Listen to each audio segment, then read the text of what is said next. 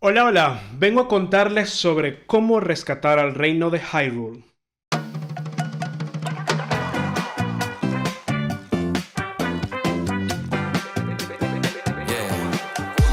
Hola, hola, bienvenidos a un nuevo episodio de Cuéntame más Chesco, quien les habla Chesco.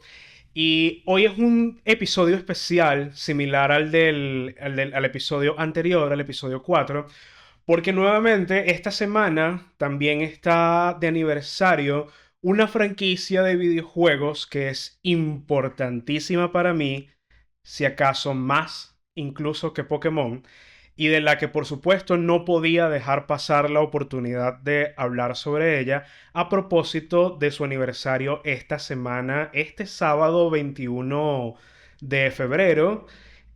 Cuando se cumple el aniversario de esta franquicia, y estoy hablando de, por supuesto, The Legend of Zelda, una franquicia de videojuegos creada por Nintendo y que este año cumple unos muy tiernos y nada despreciables 40 años en el mercado mundial desde su lanzamiento en Japón.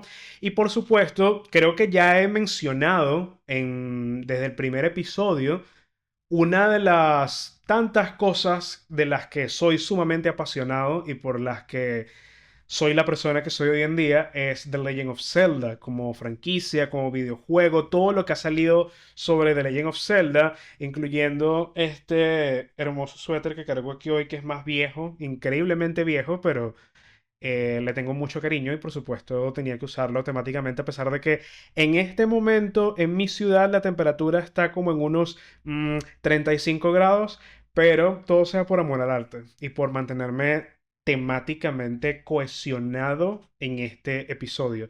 Así que sin mucho más preámbulo vamos entonces a hablar de Zelda por una hora, ¿les parece? Porque lo primero de lo que por supuesto voy a hablar, y ya nuevamente esto va, he dicho ya por supuesto como 20 veces, pero vamos a comenzar con la breve historia de lo que es The Legend of Zelda como franquicia. The Legend of Zelda nació el 21 de febrero de 1986, por eso lo que les mencionaba, que ya en unos días al momento en el que sale este episodio, ya faltaría solamente un día para que cumpla entonces 40 años redonditos de Legend of Zelda en el mundo. Se cumple el 21 de febrero porque ese fue el día en el que salió en Japón el primer videojuego de la saga que se llama The Legend of Zelda. Salió para el NES o Nintendo Entertainment System. Fue la primera consola de Nintendo, la que tenía los cartuchos esos grandototes, y salió The Legend of Zelda en ese momento hace 40 años. Este videojuego nació básicamente de la necesidad que tenía su creador, que es Shigeru Miyamoto, uno de los diseñadores de videojuegos más que más influencia ha tenido a lo largo de la historia de la industria completa de videojuegos, porque este señor nada más y nada menos se le ocurrió no solamente Zelda, sino también Mario, Star Fox, etcétera, un montón de otras franquicias de Nintendo que hoy en día son súper populares, son propiedades intelectuales que valen miles de millones de dólares y que nacieron de la cabeza de esta persona increíblemente creativa y que todavía tenemos la fortuna de tener entre nosotros. Shigeru Miyamoto ideó The Legend of Zelda inspirado principalmente en los viajes que él hacía alrededor de su casa, las colinas y los bosques que quedaban alrededor de su casa, en un pueblo que se llamaba Sonobe, en Japón. Él vivía en una casa rodeada de bosques y colinas que le gustaba explorar cuando era niño. Y él cuenta que una vez cuando era niño se encontró una cueva cerca de donde vivía y solamente armado con una linterna se metió a la cueva y decidió explorarla siendo niño.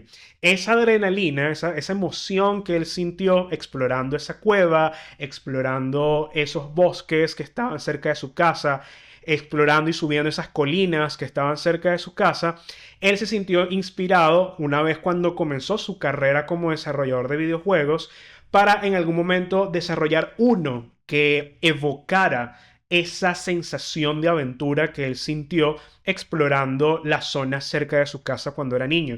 Y de ahí nació entonces la idea principal de The Legend of Zelda. Y si ustedes juegan el primer videojuego de The Legend of Zelda, se van a dar cuenta de que efectivamente se siente como un niño explorando un jardín gigante. De hecho, él utilizó esa terminología en particular cuando hizo el pitch a Nintendo para hacer el videojuego. Él quería crear The Legend of Zelda para que se sintiera como un jardín que se pudiera explorar y que cada juego de Zelda, ya pensando en el futuro, se sintiera como explorar el jardín de tu casa. Solamente hay que convertirlo en una aventura épica, porque obviamente ya sin las limitaciones de la realidad, puedes convertir esa exploración de un jardín en algo sumamente épico y mucho más grande y de un alcance mucho más enorme como lo terminó siendo The Legend of Zelda.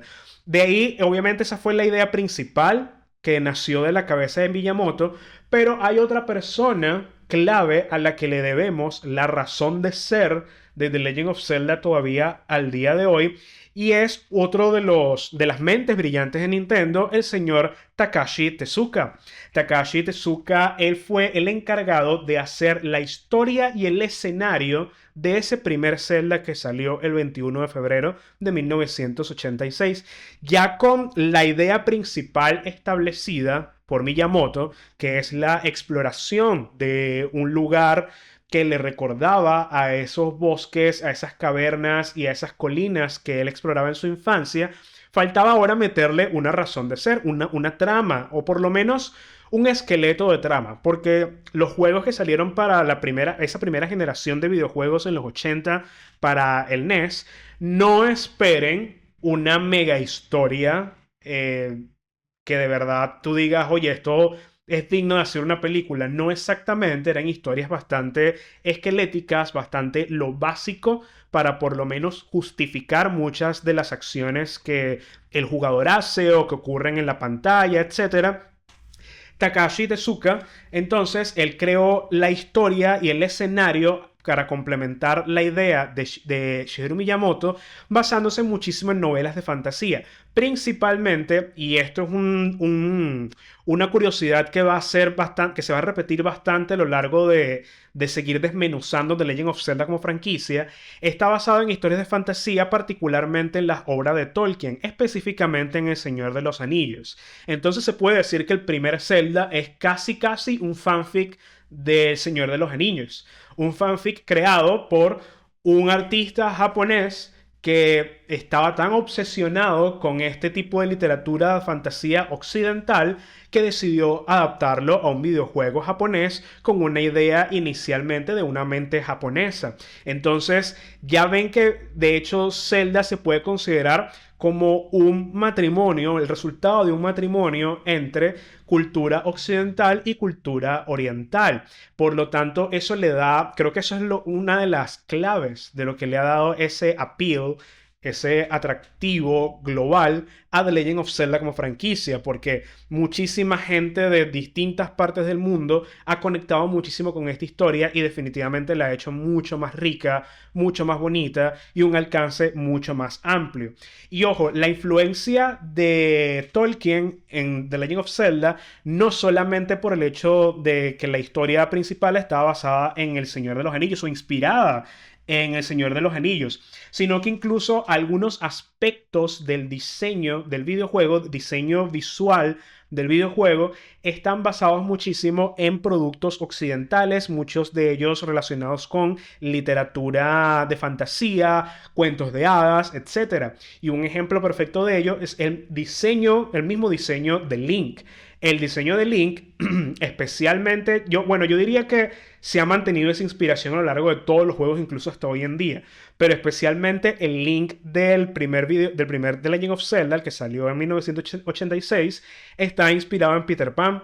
Y fíjense que los diseños en realidad son bastante similares. Link y Peter Pan comparten varios elementos físicos, no solamente las orejas puntiagudas que evocan también a la raza de elfos, bastante típica también de la literatura de fantasía occidental, sino el hecho también la forma del cabello, la vestimenta verde, el gorrito puntiagudo. O sea, hay muchos elementos de Peter Pan que están presentes en el diseño de Link y que Nintendo nunca ha sido tímido en decir públicamente que sí, nuestra inspiración para el desarrollo de Link como personaje, por lo menos físicamente, fue efectivamente Peter Pan, particularmente el diseño utilizado por Disney, porque recordamos que en 1986, bueno, ya Disney tiene bastantes años de trayectoria detrás, ya es una empresa reconocida en todo el mundo, haciendo películas animadas que tuvieron un gran impacto no solamente en Occidente, sino también, como podemos ver, en Japón.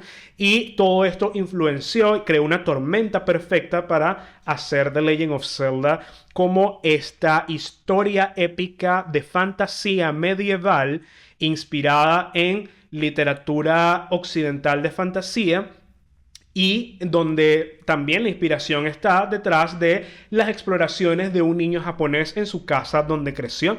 Entonces, fíjense cómo todos estos elementos se juntan para crear un videojuego que, a partir de ese primer videojuego que revolucionó la industria como género, un género de aventura, a partir de esta revolución se creó una de las franquicias más exitosas del mundo. Quizás no llega todavía a los pies de Mario o Pokémon, que son franquicias gigantescas dentro de la industria de videojuegos con nombres mucho más reconocidos, pero The Legend of Zelda no es para nada modesto también en cuanto al éxito que ha logrado de forma mundial gracias a esta convergencia de ideas donde se mezclan elementos de la cultura japonesa y de la cultura occidental de una manera que, como digo, una tormenta perfecta para crear una franquicia que al final ha tenido una riqueza que sigue creciendo cada día. Y The Legend of Zelda no es un videojuego solamente donde el diseño, lo físico y el gameplay es lo que llama la atención, sino también, y este aspecto es importantísimo, la música. La música de The Legend of Zelda tenía que, por supuesto, desde su concepción, ser creada para poder conectar ese mundo de fantasía con el jugador. Que el jugador se sintiera parte de este mundo de fantasía. Por eso Link también fue creado como un personaje que se sintiera más como un avatar del jugador y no tanto como un personaje con personalidad propia. Si me explico.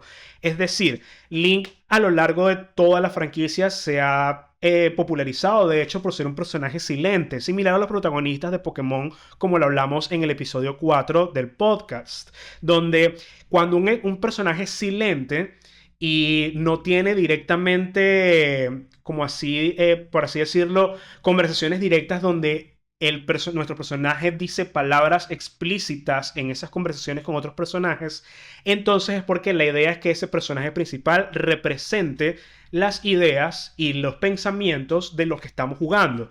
Es un avatar de nosotros. El hecho de que sea un avatar de nosotros, por supuesto, hace que lo que está en nuestra mente y lo que nosotros queremos que Link sea, nosotros podemos hacerlo mediante nuestra imaginación y mediante las decisiones y acciones que tomamos dentro del juego. Todo esto se ve influido también en cómo se utilizó la música en The Legend of Zelda para también evocar esa fantasía, para evocar esa aventura, esa sensación de descubrir cosas nuevas, esa capacidad que tiene Link como personaje, que es una extensión del jugador, de relacionarse con el mundo y de relacionarse con los personajes, de interactuar, de atacar enemigos, de las peleas, de salvar a princesas. Todos estos elementos también son evocados en la música. Y esto se nota muchísimo y le agradecemos ese legado musical a The Legend of Zelda gracias a probablemente, y me atrevo a decirlo, es el compositor musical más legendario, pun intended, legendario de Nintendo, que es Koji Kondo.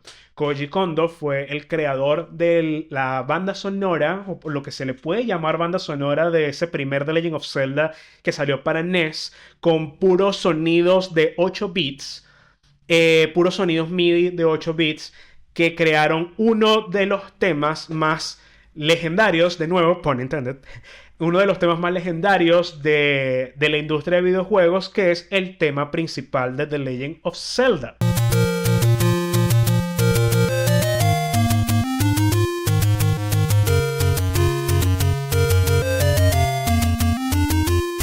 Este tema principal terminó siendo tan épico, tan legendario y tan influente en la industria, que ha sido tomado como inspiración incluso para otros videojuegos de temáticas similares o que han sido inspirados por The Legend of Zelda a lo largo de todos estos últimos 40 años. No solamente hablo de Zelda, también, por ejemplo, la banda sonora de videojuegos similares, no exactamente iguales, pero lejanamente similares, por así decirlo, como Final Fantasy, Dragon Quest, tienen también soundtracks que buscan evocar esta misma sensación de aventura, esta misma sensación de estar haciendo algo épico, algo de lo que se va a hablar en leyendas.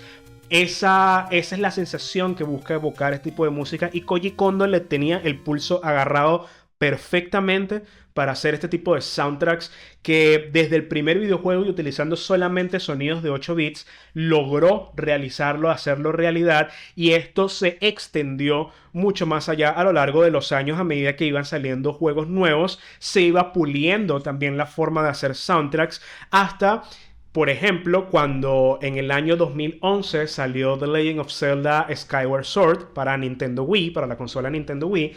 Cuando salió Skyward Sword, fue ya el momento en el que Nintendo dijo: vamos a hacer como que la conclusión o la evolución natural de todos estos años que llevamos haciendo soundtracks memorables para Zelda, y fue el primer videojuego de la franquicia de The Legend of Zelda que fue completamente orquestada, una banda sonora completamente orquestada, y fue una decisión casi que a última hora que tomó el ya en ese entonces productor ejecutivo de The Legend of Zelda, Eiji Aonuma, persona increíble de la que también vamos a hablar más adelante, de empezar a hacer soundtracks o bandas sonoras orquestadas, donde por supuesto la utilización de orquesta, oye, le dio una personalidad muchísimo más amplia y pomposa a The Legend of Zelda como franquicia. No me gusta decir seriedad, porque eso es caer en la narrativa de las personas que dicen que los videojuegos no son un medio serio. Sí son un medio serio, tanto artístico como comercial. Y simplemente el hecho de que ya ahora los soundtracks tengan orquesta le dio un poco más de peso al impacto cultural que suelen tener estos videojuegos, porque también hay un sector bastante raro, honestamente, de personas que dicen que la música de videojuegos no es música. Bueno, ¿y entonces qué es? Entonces, ¿qué es? La música para videojuegos es música. O sea, no es solamente porque el nombre lo dice, sino que una colección de sonidos mezclados de tal manera que sirvan para evocar sentimientos, para evocar sensaciones y para alimentar una narrativa. Eso es música, panas. Aquí y en Sri Lanka y en cualquier parte del mundo. Entonces, la música de Skyward Sword, cuando finalmente fue orquestada por primera vez dentro de la franquicia, se ha vuelto el estándar en lanzamientos siguientes como Breath of the Wild, como Tears of the Kingdom, como Echoes of Wisdom y más, y me imagino que seguirá siendo parte del futuro de la franquicia. Entonces, la música sin duda es un elemento importantísimo en The Legend of Zelda, y que le da muchísima personalidad a las temáticas de este videojuego. Temáticas que ahora voy a hablar a continuación, porque The Legend of Zelda es una franquicia que, si bien cada videojuego cuenta su propia historia, al final del día todas estas historias tienen ciertos tropes en común, que son los que permiten la unificación de todos estos videojuegos dentro de una franquicia. Como les dije, todo nació bajo la temática de la inspiración de que Shigeru Miyamoto, su creador, le gustaba explorar cerca de su casa, y Tezuka era experto y era un alto fan de literatura de fantasía occidental. Ambos elementos se mantienen omnipresentes en todos los demás videojuegos que han salido de la saga The Legend of Zelda. Solamente que si se puede destilar toda esta cantidad de videojuegos en solamente una temática principal, es básicamente la historia de un héroe que busca un héroe que viene siempre de abajo, no es un héroe ya preestablecido desde que comienza el juego, sino que tú construyes esa historia épica de ese héroe llamado Link, que busca en la mayoría de los videojuegos salvar a una princesa, la princesa del reino donde vive, que se llama Hyrule. Busca salvarla a esta princesa que se llama Zelda. Y en general esto implica también rescatar todo el reino de Hyrule de una posible ruina, siempre llevada por una entidad maligna superior que siempre funge de villano, que casi siempre es Ganon, alguna encarnación similar o simplemente una expresión distinta de este villano central que busca solamente la ruina y la destrucción. Esa es la temática principal de la que se puede destilar absolutamente todos los Zeldas. Pero como les digo, todos los videojuegos al final del día sí implican también una historia específica para cada uno de ellos, e incluso hay videojuegos que no se desarrollan en esta tierra llamada Hyrule e igual mantienen básicamente la misma premisa, porque por ejemplo Majora's Mask, que va a requerir su propio episodio más adelante, Majora's Mask está basado en una tierra distinta, un mundo paralelo que se llama Termina. Oracle of Ages y Oracle of Seasons, que son los videojuegos que salieron para Game Boy Color, se desarrollan en unas tierras que se llaman Labrina y Holodrum. Todo esto para terminar diciendo que a veces no importa la locación, sino que se mantiene la misma historia de que Link es un héroe que tú como jugador construyes de abajo hacia arriba, desde ser un simple civil del reino hasta convertirse en el héroe del reino, a veces no solamente salvando a Zelda, sino salvando a otros personajes importantes que están relacionados también con el bienestar del reino en el que está basado el juego. Como les digo, casi siempre es Hyrule, pero ha habido varias excepciones en otros videojuegos. Esta es la temática principal por la que se puede destilar Zelda. Y también entonces vemos que se repiten algunos personajes que son constantes a lo largo de la franquicia y que cada uno de ellos aporta algo importante a esta mitología construida a lo largo de todos los videojuegos que han salido de esta franquicia desde 1986 hasta hoy en día, el año 2026, 40 años después. Los que obviamente se repiten a lo largo de toda la franquicia son Link y Zelda. Link y Zelda son los protagonistas inamovibles de The Legend of Zelda como franquicia de videojuegos. Link es este personaje principal que es el héroe, casi siempre viene de una familia, la mayoría de las veces es huérfano o criado por su abuela o por su tío, vive generalmente en un pueblito en las afueras de Hyrule y él se convierte, eventualmente sucede algo que lo transforma en un guerrero excepcional. La princesa del reino de Hyrule siempre es Zelda. Zelda es, por así decirlo, la catalizadora de la mayoría de las acciones que ocurre en todos los juegos de la franquicia, porque incluso en los videojuegos en los que Zelda no sale explícitamente y no es la protagonista, hay algo de ella que inspira algo en ese juego y por lo tanto hace que todo se siga moviendo hacia adelante. Es un personaje así de importante y tiene mucho que ver también con la mitología en general de la franquicia. Y Zelda es esta protagonista entonces, una princesa siempre, porque siempre su rol cuando comienza el juego es de ser la hija del rey. El rey de Hyrule no siempre está omnipresente, por eso Zelda toma el protagonismo la mayoría de las veces en los videojuegos en los que ella explícitamente sale y tiene agencia en la historia. Tenemos que como tercer personaje principal que más se repite encontramos a Ganon. Ganon en su forma bestia, Ganondorf en su forma humana, por así decirlo, de la raza Gerudo.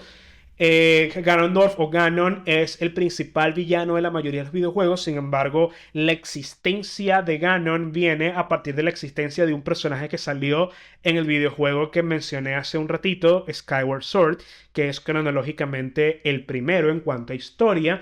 Ganondorf es la encarnación del odio, de una maldición de odio que de un personaje de Skyward Sword que se llama Demise. Pero bueno, no vamos a ahondar tampoco en la historia de cada videojuego porque si no este episodio va a terminar durando 3, 4 horas y por mí no hay problema, pero por ustedes yo respeto el tiempo de mis oyentes. Así que nada, Ganon slash Ganondorf es otro de los personajes principales. Es gracioso que hay otros personajes que se repiten a lo largo de la saga, pero que no son tan importantes, sino que terminan siendo como running gags, como que personajes que encarnan también en cada videojuego, pero que no tienen una relevancia demasiado grande en la saga, como por ejemplo Beedle, uno de los vendedores que salió a partir de The Wind Waker y ha salido muchas veces en otros videojuegos desde entonces. Hay otros personajes como Linebeck, la niñera, la que tradicionalmente es la niñera de Zelda, que se llama Impa, que ha tenido también varios roles en varios videojuegos con diferentes encarnaciones, y así otros personajes que han salido a lo largo de la saga repetidos, pero que el triunvirato principal son Link, Zelda y Ganon, que no es casualidad, porque cada uno de ellos representa una fuerza en particular que es central para la mitología de The Legend of Zelda, que es la Trifuerza.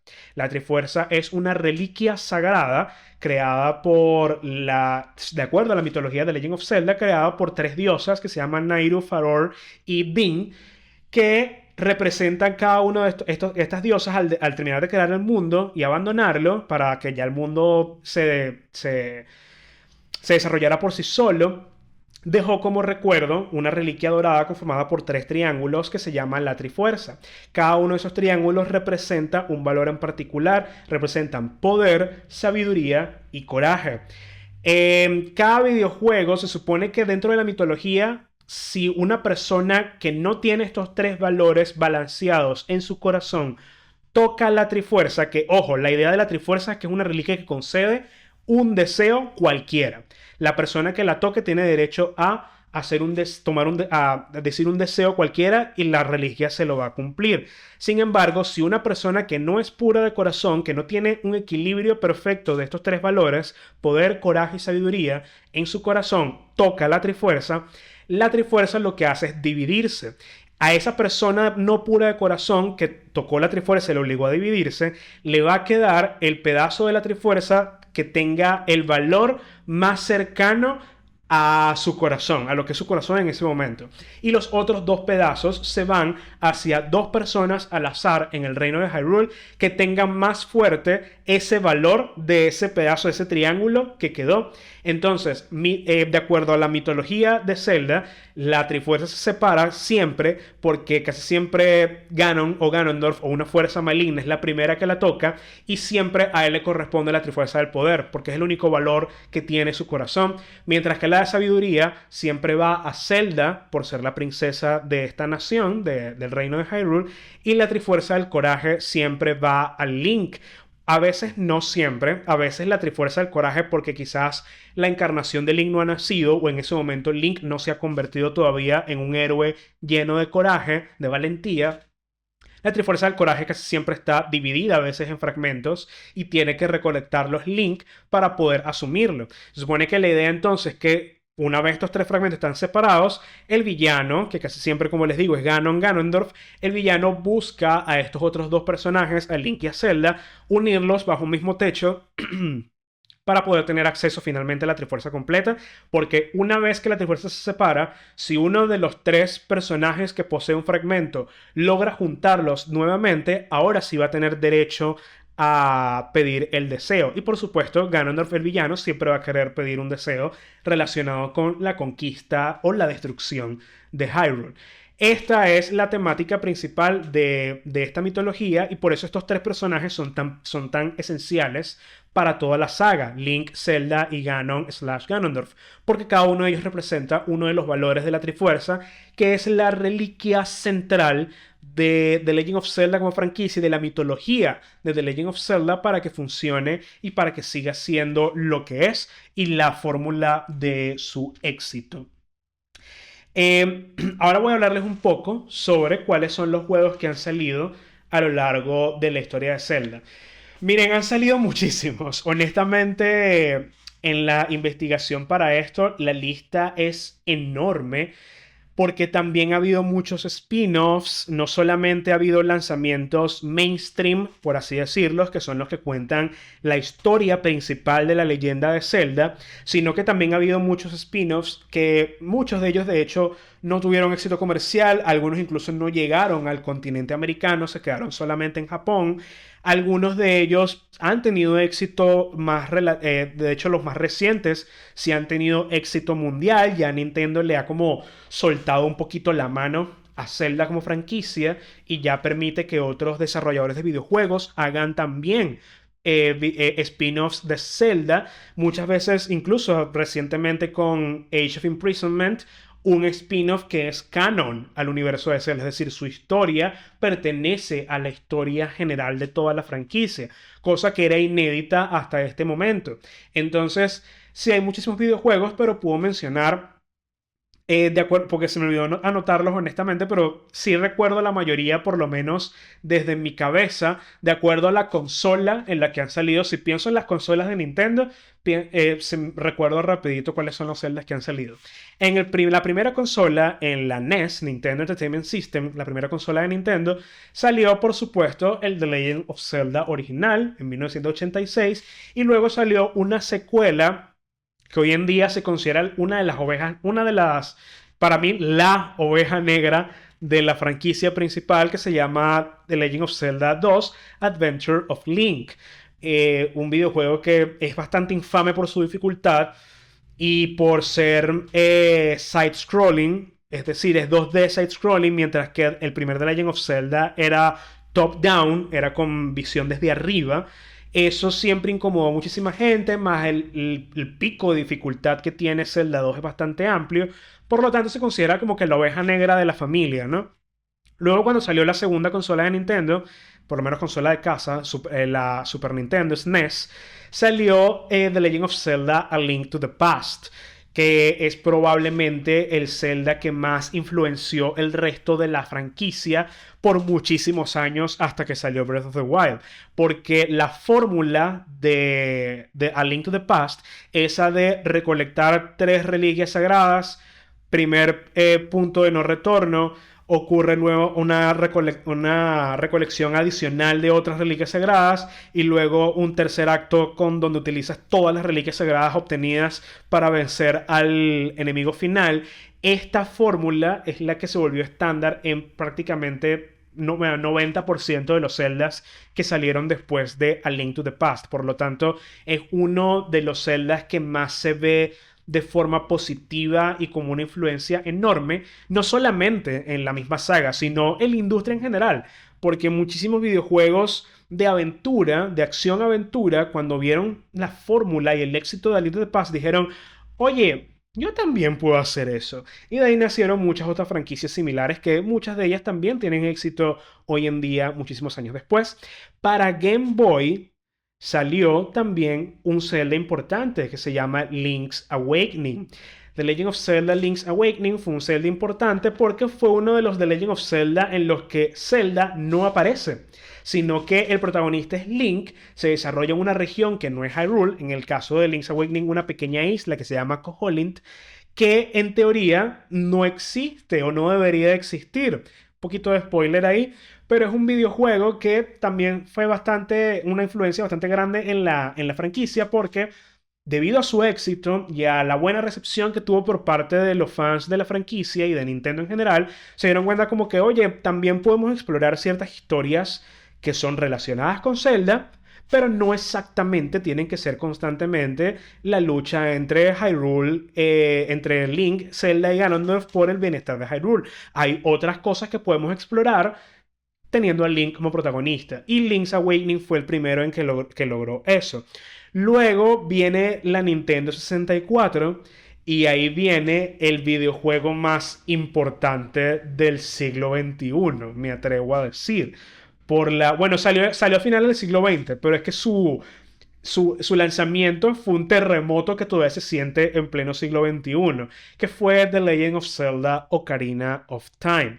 The Legend of Zelda Ocarina of Time fue el primer videojuego de la saga de The Legend of Zelda completamente en 3D y esa transición de 2D a 3D que mucha gente la temía, decían que, oye, ¿cómo se va a traducir un videojuego de esta manera, 3D y tal, bla, bla, bla? Nintendo sacó la pelota del parque con Ocarina of Time, a tal punto que creó elementos de los videojuegos en 3D en general que todavía se utilizan hoy en día. Cosas como el Z-targeting, que es el de utilizar el botón Z del control del Nintendo 64 para enfocarte en un enemigo y pelear con él. El sistema de combate, que además Miyamoto dijo que estaba inspirado en combates entre samuráis. Otro elemento japonés metido en un videojuego lleno de cultura occidental. De nuevo, esa tormenta perfecta combinación entre dos elementos culturales. Desde los gráficos utilizados, desde la utilización del soundtrack y el dinamismo de ese soundtrack también. Hay muchísimas cosas de Ocarina of Time que fueron revolucionarias en su momento y que todavía hoy en día se siente su influencia en toda la industria de videojuegos, no solamente en la saga de The Legend of Zelda. Luego, en la misma Nintendo 64, tuvimos la secuela que para mí es personalmente mi videojuego favorito de la franquicia y mi videojuego favorito de la vida. O sea, no hay, todavía hoy en el año 2026, no hay otro videojuego que me guste más que The Legend of Zelda Majora's Mask. Fue una secuela directa de Ocarina of Time. De hecho, utilizó incluso el mismo motor gráfico. El Link es el mismo Link de Ocarina of Time. Gráficamente es idéntico. Reciclaron incluso los assets de la mayoría de los personajes para esta nueva región donde se desarrolla este juego, que como les medio mencioné al principio, es un mundo paralelo que se llama Termina.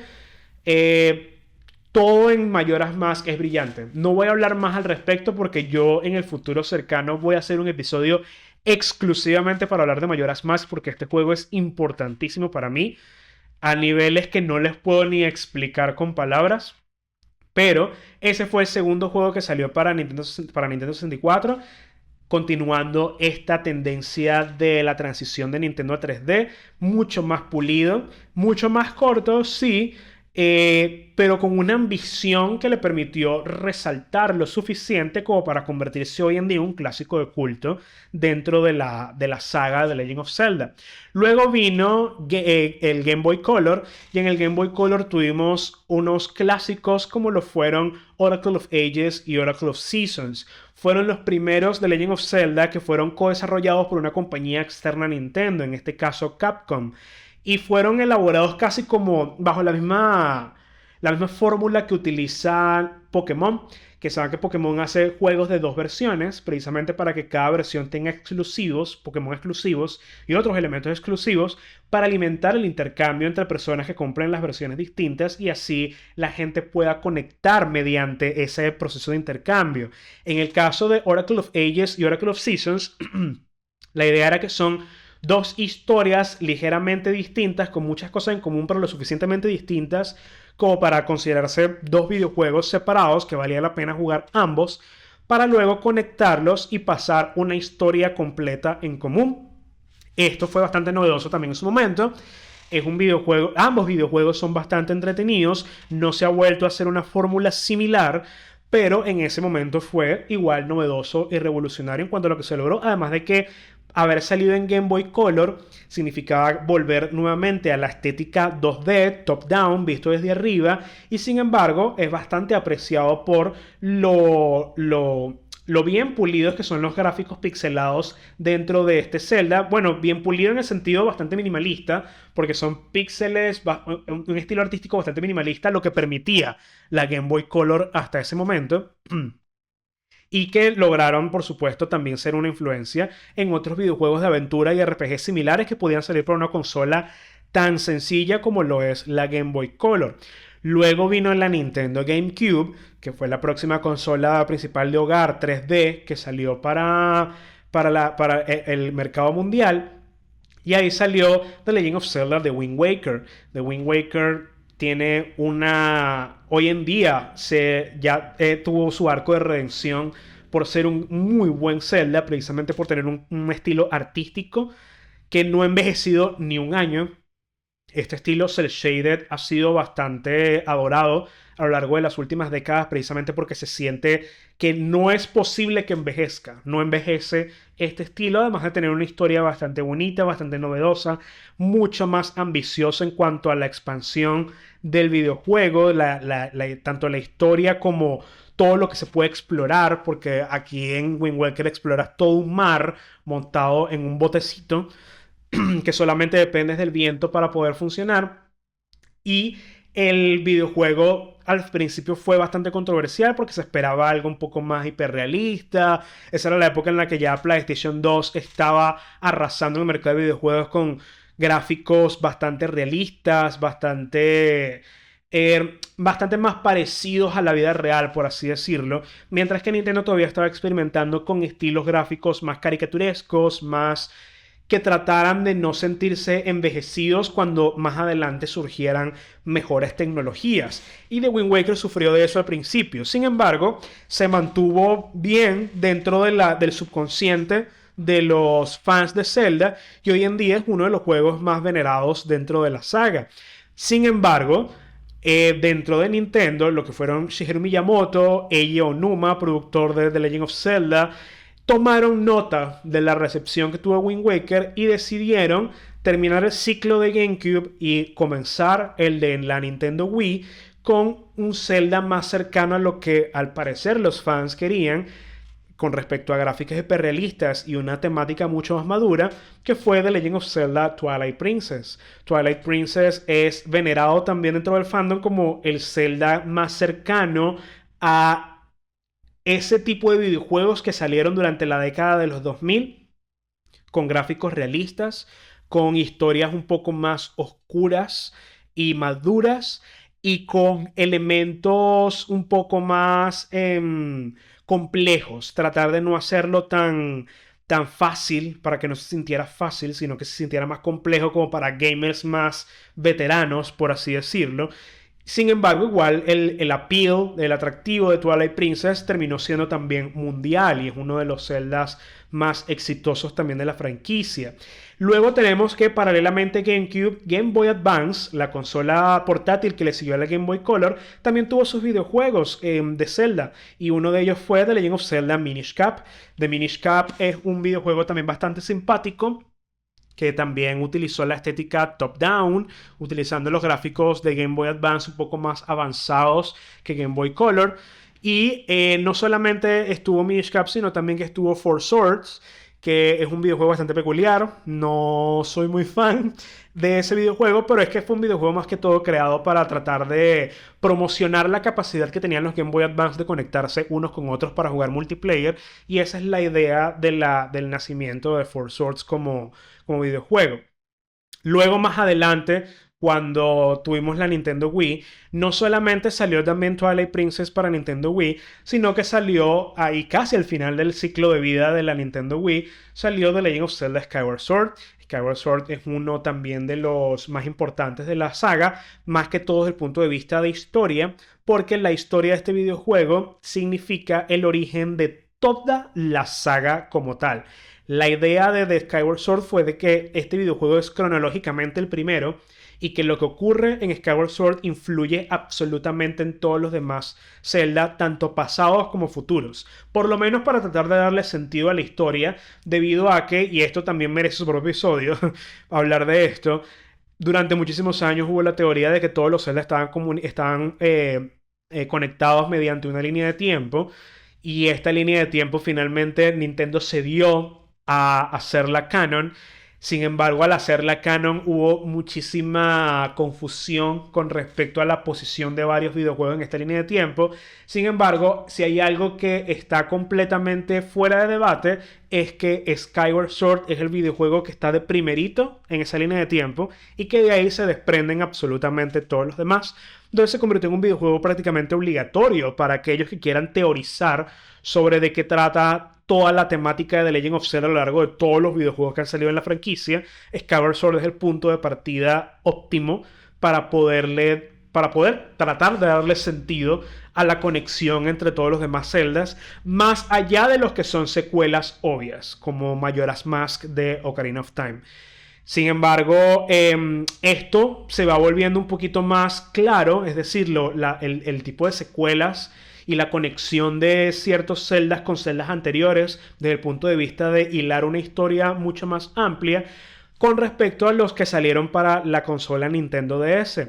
La Nintendo DS, que fue la siguiente consola portátil de Nintendo después de Game Boy Color, vio dos Zeldas en particular y ambos fueron una secuela uno del otro y son The Legend of Zelda Phantom Hourglass y Spirit Tracks. Phantom Hourglass es una secuela directa de The Wind Waker, el que salió para GameCube. Se trata también de Link navegando en el gran mar con la compañía de Tetra, la pirata Tetra, donde terminan, bueno, metidos en un problema, en una isla, con un espíritu de una ballena que fue secuestrado, etc.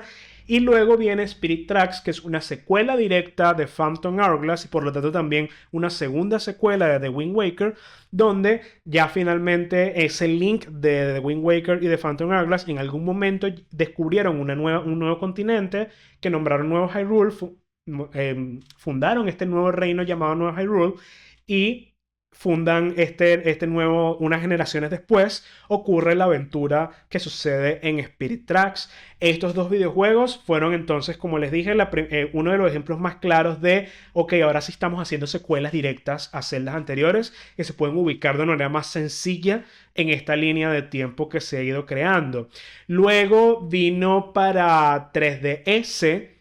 Para la Nintendo 3DS salió uno de mis Zelda favoritos, que es A Link Between Worlds. A Link Between Worlds es una especie de secuela espiritual o un remake, pero con una historia ligeramente distinta, bueno, ligeramente bastante distinta de A Link to the Past. De hecho, incluso los nombres se parecen. Porque se desarrolla incluso en el mismo Hyrule, solamente que unas cuantas generaciones después, el mismo diseño, el mismo mapa, etc. A Link Between Worlds salió para 3DS, utiliza muy bien la tecnología 3D de la 3DS, es bastante divertido, marea un poquito, pero es bastante divertido, es uno de mis Zelda favoritos también, funcionó muy bien. Y como les digo, también alimentó esta secuela directa, por así decirlo, de un videojuego que ya tenía bastantes años para ese momento, como lo fue A Link to the Past. Luego de A Link Between Worlds en 3DS, salió la Nintendo Wii U. Nintendo Wii U, una consola que estuvo destinada al fracaso de su salida por el pésimo marketing que tuvo.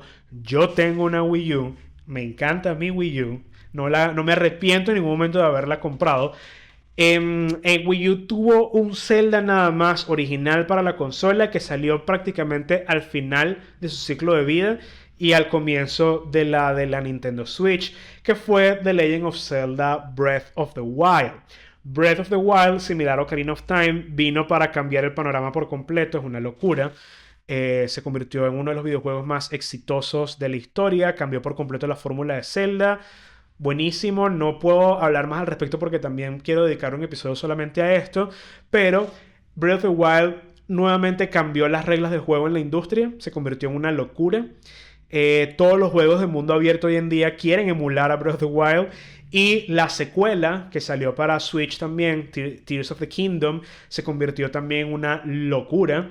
Porque pulió absolutamente todas las mecánicas de Breath of the Wild a tal punto en que la gente dijo, ¿cómo es posible que Nintendo haya hecho este videojuego en una consola que ya para el momento en que salió ya ha sido bastante cuestionada con respecto a su capacidad gráfica y de memoria, la Nintendo Switch? Sin embargo, Tears of the Kingdom hace milagros con lo que tiene y esto luego fue expandido ligeramente con un retorno a la forma, por así decirlo, con el último videojuego que salió por lo menos de estos mainstream de Zelda, que es The Legend of Zelda Echoes of Wisdom, que tiene esta estructura, esta visión igual top-down como los clásicos Zelda, igual con se puede decir 2.5D, porque es 3D, pero trata de emular la visión top-down de los juegos 2D del principio de la saga, de los 80. Y tiene la novedad, y tuvo considerado hoy en día revolucionario también nuevamente, porque la protagonista esta vez es solamente Zelda. La princesa Zelda es la protagonista, es el personaje que controla quien juega el juego. y tiene una manera de jugar completamente distinta. Había gente que quería meterlo como spin-off y los creadores de Zelda dijeron, no, no, no, no, no, esto es un juego mainstream, esto es un juego parte de la saga principal, esto no es ningún spin-off, solamente que Zelda es la protagonista. Y si no te gusta, soporta. Y la verdad es que terminó siendo un juego para mí, uno de mis favoritos también. Me pareció genial todo lo que hicieron. Zelda como protagonista es maravillosa. No funciona tanto lo de ser una extensión del jugador ya, porque esta Zelda obviamente tiene una personalidad bastante establecida, que quizás igual en teoría es una protagonista silente en Echoes of Wisdom, pero tiene una personalidad bastante definida que es bastante divertida explorarla jugando con ella y a través de ella. Entonces, hasta ahora ese ha sido el último videojuego de la saga. Ah, bueno, perdón, me salté uno de 3DS. Lo que pasa es que yo no lo he jugado. Es uno de los pocos Zelda que no he jugado nunca, que es Triforce Heroes. Triforce Heroes es un videojuego que salió para 3DS, también casi al final de su ciclo de vida. Es un juego también como multiplayer, similar a Four Swords y Four Sword Adventures, que tampoco nombré, pero es porque Four Sword Adventures es como un remake de Four Swords. Es un juego creado principalmente para hacer multiplayer, por lo tanto, a nivel de historia y de importancia en la saga, tiene sus cositas, pero tampoco es algo que, oye, si te lo saltas no pasa nada. Algún día lo jugaré y daré una reseña mejor, pero Triforce Heroes es un juego que existe. Eso es lo que puedo decir hasta ahora. Y bueno, esos todos son los videojuegos de Zelda que han salido. Como les dije, mi favorito personal es Majora's Mask, al que le voy a dedicar un episodio entero en algún momento. Y los he jugado prácticamente todos excepto Triforce Heroes. He disfrutado todos los que he jugado. Quizás mi menos favorito hoy en día es Zelda 2. Zelda 2 sin duda se ha ganado bastante a pulso eh, ese título de la oveja negra de la franquicia, pero incluso siendo mi menos favorito, lo disfruté. Los Zelda me parece como una saga bastante disfrutable y que para mí tiene un futuro enorme. The Legend of Zelda es un videojuego que no, una franquicia en general, que tiene muchísimas cosas que explorar, que incluso yo siento que todavía no se ha tocado ni siquiera un poquito del fondo del potencial que tiene The Legend of Zelda como franquicia. Se está desarrollando una película que sale en el año 2027, por primera vez una adaptación cinematográfica de The Legend of Zelda. Eso me tiene súper nervioso, pero también súper emocionado, porque obviamente Nintendo está completamente involucrado y yo confío en que ellos van a hacer que su propiedad intelectual se respete en este nuevo medio. Y nada, The Legend of Zelda ha sido una franquicia que para mí ha conectado muchísimo emocionalmente, porque nada, me hace muy feliz. Un videojuego que me ha acompañado muchísimo cuando me regalaron en 1999 o fue en el 98 mismo. Yo creo que fue a principios del 99, creo que fue en enero o fue en... No sé si fue para marzo del 99, mi cumpleaños, o en diciembre del 98 cuando era Navidad, que me regalaron Ocarina of Time. Eso para mí me cambió la vida. Ese fue mi primer Zelda. El primer Zelda que yo jugué fue Ocarina of Time para 64. Y la conexión emocional que yo tengo con Zelda es muy grande porque cuando yo empecé a jugar Ocarina of Time como niño, lo mencioné en el episodio de Pokémon y no quiero ser acá buhu, el chiquito emo y de pocos amigos y rarito, etcétera. Pero la verdad es que sí era un niñito bastante tímido, bastante rarito, con pocos amigos. Me gustaba mucho estar encerrado en mi cuarto jugando videojuegos, saliendo bien en clases para poder justificar las horas de videojuegos que dedicaba. Y Ocarina of Time me impactó muchísimo porque es una historia muy épica, muy amplia. Yo no había jugado todavía hasta ese momento un videojuego así, en el que yo me involucrara tanto en una historia, y que fue el videojuego que me ayudó a aprender inglés. En el episodio 2 sobre Spanglish yo mencioné que yo aprendí inglés por mi propia cuenta gracias a Ocarina of Time, porque yo quería saber lo que decían los personajes, yo quería saber qué significaba cada palabra de cada cuadro de diálogo que yo veía en Ocarina of Time a lo largo de la aventura. Entonces yo me sentaba en el piso viendo hacia el televisor y cada vez que apretaba el botón A en el control para avanzar al siguiente diálogo, yo tenía que tener mi diccionario Larousse de inglés-español al lado para ver palabra por palabra qué significaba cada una y luego hacer las conexiones para hacer las oraciones y darle sentido. Y así saber lo que estaba pasando en la historia del videojuego y no perderme de ningún detalle de todo lo que estaba ocurriendo. Y esa fue la manera en la que yo aprendí inglés de forma más eficiente y completamente autodidacta, sin hacer ningún curso. Solamente por la emoción de querer entender de qué se trataba Ocarina of Time. Así que no me pueden culpar que yo considere The Legend of Zelda como una saga, como una franquicia importantísima desde el punto de vista emocional para mí. Además que me acompañó en muchos momentos en los que me sentía muy solo, en los que quizás los amigos con los que tenía no les gustaban tampoco los videojuegos. Entonces siempre fui mucho de jugar videojuegos de un jugador. Y Zelda fue el que me brindó, el primer videojuego que me brindó esa experiencia óptima de un juego que yo podía disfrutar solito y que no importa que no hubiera más nadie con quien comentarlo, porque me gustaba simplemente yo mismo sentarme a pensar en todo lo que ocurría en el videojuego, en teorías, en explorar cosas que no me imaginaba que existían en el videojuego, en inventarme historias paralelas con estos personajes. O sea, es un videojuego que conectó muchísimo espiritualmente con alguien que, como yo, que es hijo único y en general una persona bastante solitaria. Ese tipo de videojuegos conecta muchísimo, muchísimo con personas como yo. No me arrepiento ni un poquito porque ha sido una compañía muy bonita que he disfrutado todavía hasta hoy en día. Que del 98 para acá han pasado ya. eh, no sé sumar, un poco menos de 30 años. Pero sí, poco más de 30 años. Poco menos de 30 años. Ese videojuego se ha convertido en parte inamovible de quien soy. La franquicia en general, no solamente Ocarina of Time, hablo de la franquicia en general, no lo cambiaría por nada del mundo. Y me hace muy feliz que siga existiendo. Me pone muy emotivo todavía hoy en día cada vez que hay un anuncio nuevo de un nuevo Zelda, de un nuevo videojuego, un nuevo, lo de la película, si sale una serie o una animación hecha por fans, porque la comunidad de fans de Zelda también es impresionante y muy positiva en general. Y es una franquicia que me hace muy feliz. Y honestamente me hace muy feliz hablar de ella y tener la oportunidad de que ustedes, si hay alguna persona que está llegando hasta acá el episodio y me está escuchando y conecta muchísimo con Zelda, se sientan también vistos y escuchados de que sí, somos muchas las personas que consideramos un videojuego como Zelda como algo bastante importante de nosotros, como unas personas pueden considerar un libro o una película o un cuadro o una estatua, cualquier otra obra artística. The Legend of Zelda es esa obra artística para mí, la saga entera, particularmente algunos juegos en particular como Majora's Mask o Ocarina of Time, pero en general es una franquicia que conecta conmigo por eso, porque me ha acompañado en las buenas, en las malas, en las peores y siempre me va a sacar una sonrisa y se va a convertir en un refugio para mí. Así que yo espero que Zelda todavía tenga muchísimos años más de vida como franquicia y que salgan muchas cosas cool por muchísimos años más.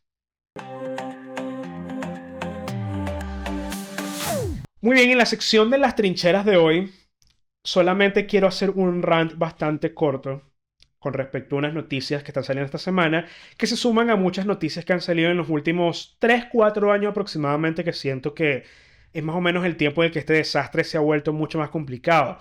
Y es la crisis que hay ahorita en la industria de videojuegos con respecto a los desarrolladores, a las compañías grandes, las desarrolladoras de videojuegos llamados AAA. AAA son estos videojuegos con presupuestos absurdos que tienen un nivel de pulitura exquisita, son equivalentes a una producción hollywoodense, pero que salen uno cada 6 7 años, tienen ciclos de producción larguísimos, tienen presupuestos infladísimos. A mí me parece absurdo hoy en día pensar en un videojuego que tenga un presupuesto de 200 300 400 millones de dólares. Eso no tiene sentido para mí. Pero esto me pone muy triste porque a propósito de esta semana vi la noticia de este videojuego que se llama High Guard, que es un shooter tipo Battle Royale, free to play, creado por una compañía que se llama, yo anoté aquí el nombre de la compañía, Wildlight Entertainment. El videojuego fue anunciado al final de los Game Awards. Toda la gente se quedó como que, ¿qué? ¿Por qué otro clon de Overwatch para cerrar una programación tan importante como lo es los Game Awards, para bien o para mal? El videojuego ya tuvo un lanzamiento bastante trastabillado porque ya el internet se había puesto en contra del videojuego por el terrible marketing que tuvo, por el hecho de que es otro shooter en primera persona tipo Battle Royale, digo Battle Royale no, tipo de héroes, ajá, como MOBA. Eh, y el hecho de que el videojuego no presentaba nada extremadamente novedoso como para justificar el nivel de hype que tuvo en su momento, en el momento de su anuncio durante los Game Awards. A propósito de esto, la compañía Wildlight tuvo un montón de despidos masivos la semana pasada, lo cual pone en perspectiva el hecho de que, oye, vamos a ver otro Concord más, otro videojuego que ni siquiera se le va a dar la oportunidad de encontrar su público, encontrar su nicho, sino que simplemente las consecuencias las pagan las personas que trabajaron en su desarrollo porque no vendió 10 millones de unidades en una semana.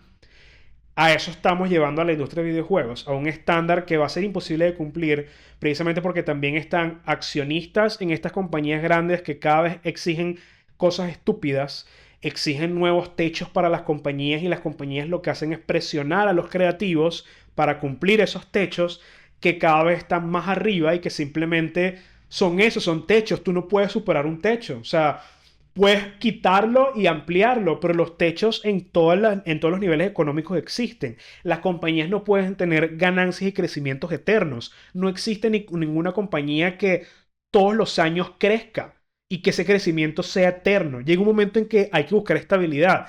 Hay muchos accionistas de la industria de videojuegos que no entienden cómo funciona la industria y buscan es simplemente que todas las compañías sigan creciendo para que sus acciones sigan creciendo de forma infinita y sigan acumulando riqueza infinita. Y es como, coño, la industria de videojuegos no es una maquinita de dinero que hace brrr. No puede verse la industria de videojuegos como algo así, porque al final la industria de videojuegos, al igual que la industria cinematográfica y la industria televisiva, tienen capacidades y limitaciones debido a la tecnología, debido a los consumidores, debido al mercado, etcétera, que no se pueden desdoblar ni modificar como le dé la gana a personas que no tienen nada que ver con el medio, que son siempre la mayoría de los accionistas de esas compañías, que están llevando entonces a estas compañías a tomar decisiones horribles como los despidos masivos, que son absurdos porque casi siempre son despidos a personas que hicieron un videojuego que le fue bien, pero como no le fue súper bien, en el sentido de que no vendieron 1 millón de copias en una semana, está botado a la mitad del personal. ¿Por qué? ¿Por qué se toman en serio esas metas completamente irrealizables en cómo está el mercado hoy en día? Y son cosas que tú te pones a pensar y tú dices, la industria va a tener un colapso similar al de los años 80, porque todas estas grandes compañías están viviendo esta crisis y no aprenden absolutamente nada de lo saludable que todavía están por lo menos las compañías indie. Las compañías indie, que son estas que hacen videojuegos en presupuestos mucho más pequeños, con cantidades mucho menores de personal, donde el trabajo es prácticamente de pasión y no tanto de esperar a hacerse ricos de un día a otro, tienen todavía un output de videojuegos bastante saludable. Salen miles, cientos y miles de videojuegos al año hechos por compañías indie que cada uno encuentra su nicho en particular y tiene su éxito en ese nicho. Pero las compañías grandes, si no lanzan un videojuego que después de invertirle 300 millones de dólares en presupuesto, no recuperan los gastos en una semana, lo dan por muerto. Eso es una práctica increíblemente tóxica que lo que va a llevar es al colapso de la industria en general. Y los indies solitos, no sé si puedan cargar en sus espaldas toda la industria de videojuegos si esto no se arregla en ningún momento. Hay algunas excepciones, sí. Por ejemplo, y no es porque sea fanboy de Nintendo, obviamente tengo un poquito de sesgo al respecto. Y Nintendo no es una compañía para nada que sea exenta de críticas. Nintendo hace bastantes cosas mal, criticables y que en episodios más adelante puedo tocar con bastante sinceridad.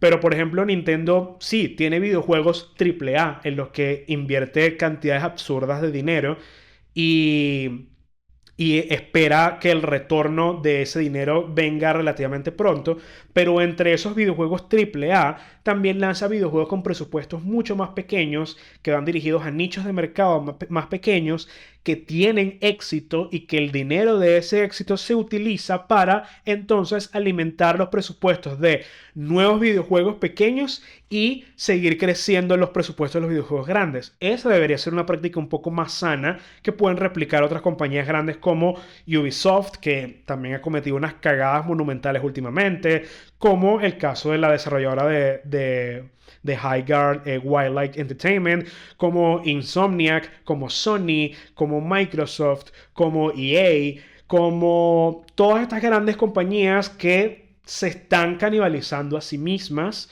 si continúan con expectativas absurdas por cumplir con los accionistas. Entonces, esta sección de las trincheras quiero dedicarla a partir de esta noticia que salió esta semana, simplemente reflexionar como consumidores, porque sé que la mayoría de los que escuchan este podcast, si llegan hasta acá, son consumidores de videojuegos. Como consumidores tenemos que exigir a las compañías que tengan prácticas más saludables, porque eso es lo que nos va a permitir a nosotros poder seguir disfrutando videojuegos en el futuro, y también que la industria entera no colapse y nos quedemos nosotros secos. Nos quedemos completamente sin industria de videojuegos por culpa de unas 3 4 compañías multimillonarias que no pudieron seguir siendo más multitrillonarias de lo que son, y a partir de eso las consecuencias las sufrimos los gamers, los que disfrutamos los videojuegos y que no estamos pendientes constantemente de que, uy, este videojuego que costó 600 millones de dólares no funciona bien en 60 FPS, no lo voy a comprar y listo, fracasa el videojuego, la compañía quiebra por completo, despiden un gentío y murió entonces una parte importante de la industria. Hay que tomar en cuenta esas decisiones entonces para por el bien de la industria de videojuegos y también por el bien de nosotros como consumidores de videojuegos. Bien, y para cerrar este episodio, que se ha hecho un poco largo, un poco más largo que el de Pokémon, es que Zelda tiene muchísimo de qué hablar y de hecho este no va a ser el último episodio de Zelda que voy a tratar acá en Cuéntame Más Chesco.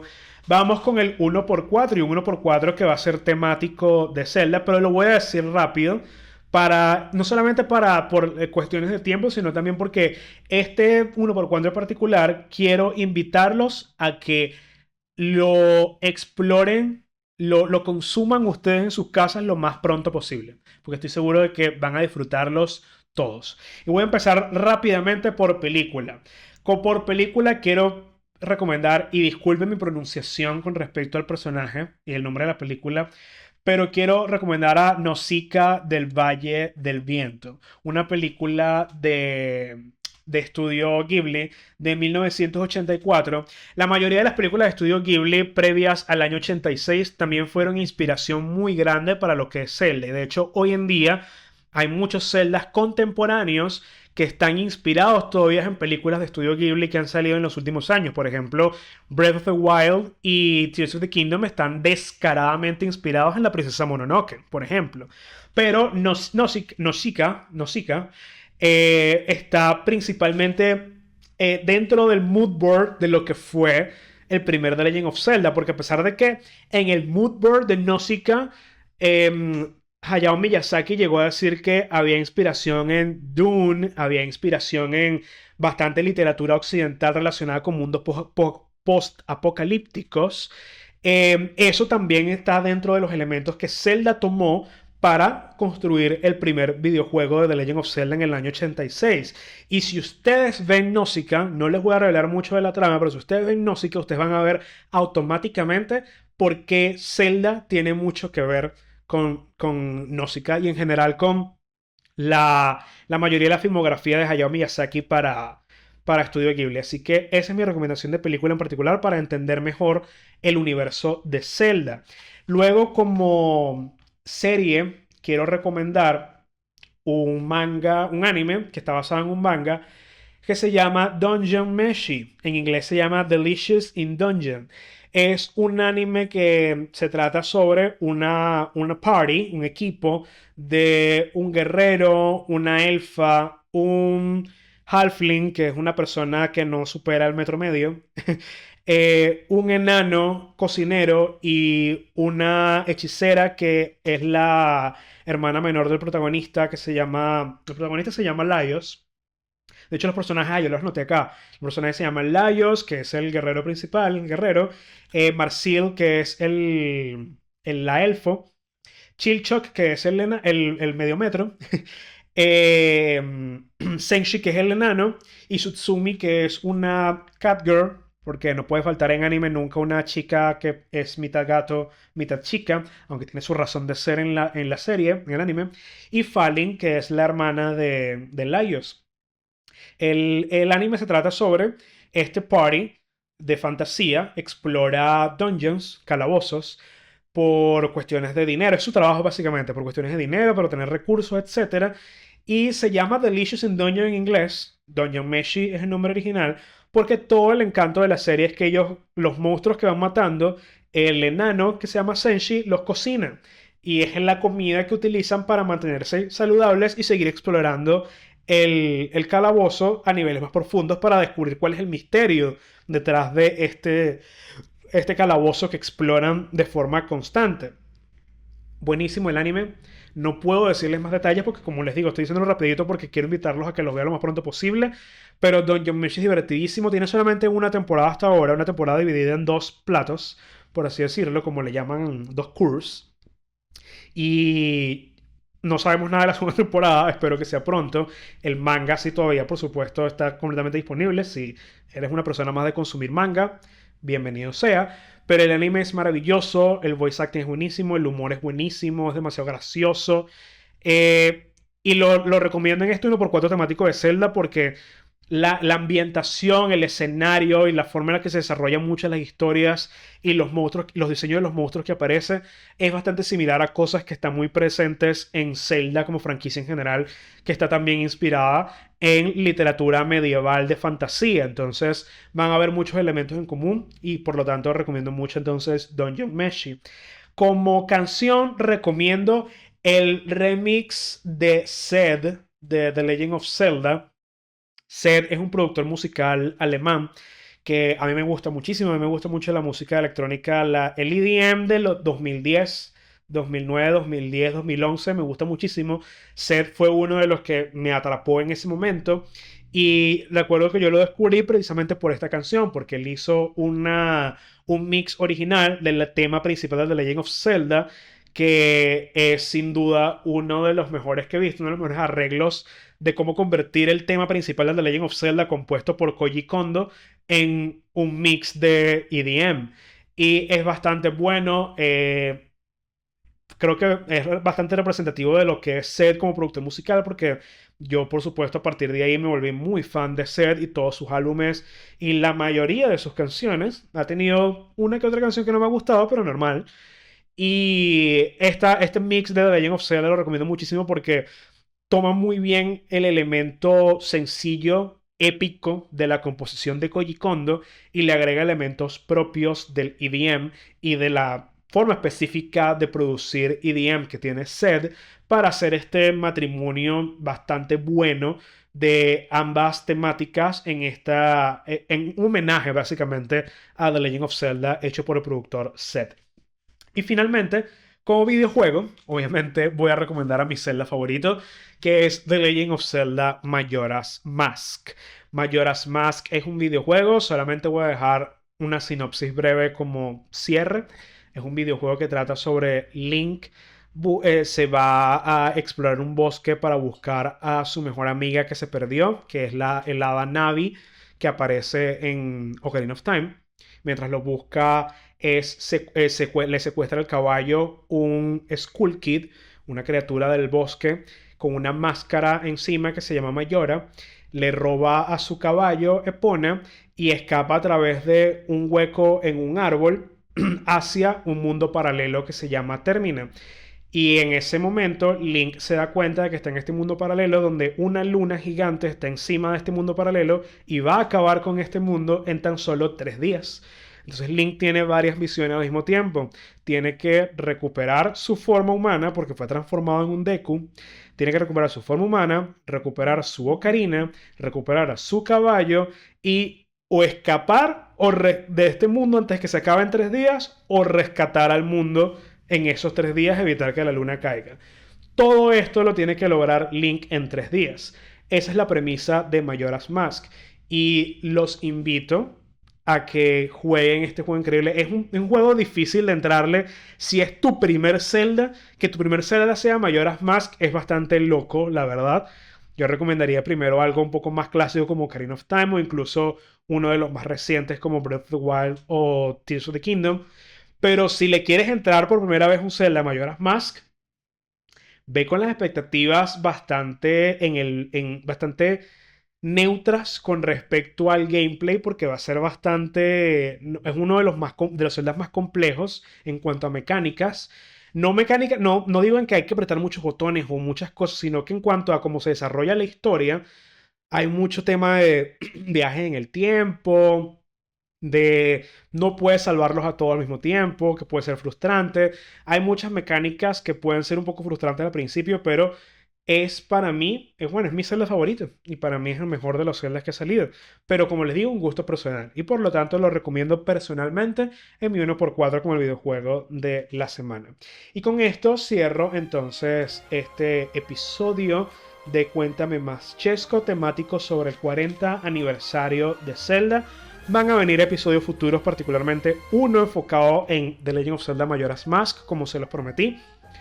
Zelda es una franquicia que es muy importante para mí, de la que yo puedo hablar por horas y horas y horas y horas con cualquier persona que me lo pida y que esté dispuesta a escucharme rantear por horas sobre algo que me apasiona, que me fascina, que me hace muy feliz, que me pone muy emotivo y que disfruto más que cualquier otra obra de arte, que cualquier otra franquicia, cualquier otra saga, cualquier cosa consumible. Nada me llena más el corazón, incluso ni siquiera Pokémon.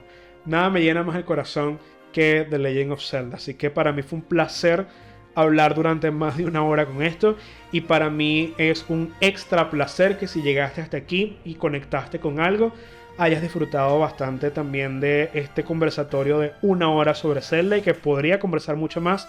Así que cualquier cosa que tengas que decirme, envíala a cuéntamemáschesco@gmail.com, ya sea expresando tu amor por Zelda, ya sea expresando que por favor Chesco haga episodios más cortos, ya sea echándome un chisme, echándome un cuento o lo que sea. Recuerda escribirme a cuéntamemáschesco@gmail.com y nos vemos en el próximo episodio.